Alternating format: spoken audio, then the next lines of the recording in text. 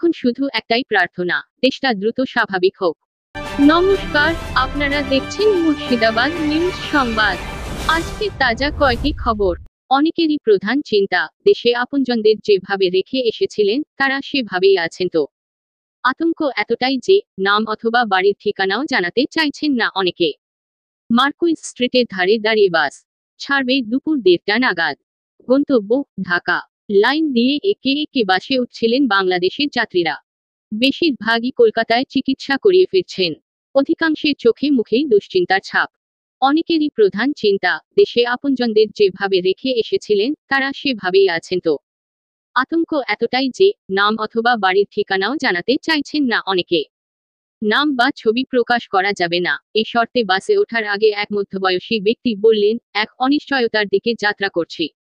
দেশে গিয়ে যে কি পরিস্থিতির মধ্যে পড়ব জানি না। এখন শুধু একটাই প্রার্থনা, দেশটা দ্রুত স্বাভাবিক হোক। গত কয়েকদিন ধরে বাংলাদেশে নতুন করে অশান্তি মাথাচাড়া দেওয়ায় মার্কুইস স্ট্রিট, সদর স্ট্রিট কার্যত খা খা করছে। মার্কুইস স্ট্রিটে জামাকাপড়ের দোকান থেকে শুরু করে হোটেল, রেস্তোরাঁ, সবই প্রায় ফাঁকা। একটি হোটেলের এক কর্মী মুনমুন মিত্র বললেন, এই হোটেলের বেশিরভাগ ঘরই এখন ফাঁকা। শুনছি, যারা চিকিৎসা করাতে আসছেন শুধু তারাই নাকি ভিসা পাচ্ছেন। ওই এলাকায় কাশ্মীরি শাল ও জামাকাপড়ের দোকান তারিফ আহমেদের। তারিফ বলেন, নভেম্বর ডিসেম্বর পর্যটকদের আসার মরশুম, অথচ এখন খদ্দের নেই একেবারেই। তাই 3 জন কর্মচারীকে ছুটি দিয়ে দিয়েছি। গত কয়েকদিনের গোলমালে সব শুনশান। মার্কুইস স্ট্রিট সদর স্ট্রিট ওয়েলফেয়ার অ্যাসোসিয়েশন এর সভাপতি মনতোষ সাহা বললেন, বাংলাদেশের অশান্ত পরিস্থিতির কারণে ব্যবসায় মন্দা চলছে ঠিকই, তবে আমাদের কাছে নিজের দেশের নিরাপত্তা সবার আগে। আমরা চাই, যত দ্রুত সম্ভব ওই দেশের পরিস্থিতি স্বাভাবিক হোক। বাংলাদেশের কারণে এ দেশের পরিস্থিতি যেন বিষিয়ে না যায়।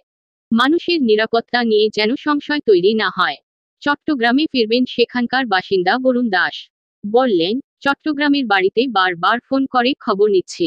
খবর পেলাম, আমাদের ওখানে পরিস্থিতি এখন শান্ত। তবে মানুষের মধ্যে আতঙ্ক তো আছে। নিরীহদের গ্রেফতার করা হচ্ছে বলে শুনছি। আমার 2 ছেলে, ওরা আপাতত ঠিক আছে। মার্কুইস স্ট্রিটে দাঁড়িয়ে বাংলাদেশের নাগরিকজন সৈকত বিশ্বাস বললেন, যত তাড়াতাড়ি স্থায়ী সরকার আসবে তত তাড়াতাড়ি পরিস্থিতি স্বাভাবিক হবে। আমরা স্থায়ী সরকার চাইছি। বাংলাদেশ থেকে চিকিৎসা করাতে এসে মুকুন্দপুর এলাকার হোটেল বা অতিথিশালায় ঘর ভাড়া নিয়ে থাকেন অনেকেই। ওই চত্বরের সোনালী পার্ক এলাকার একটি হোটেলের এক আধিকারিক ভবসিন্ধু ব্যাপারী বললেন, নতুন করে খুব কম রোগী আসছেন।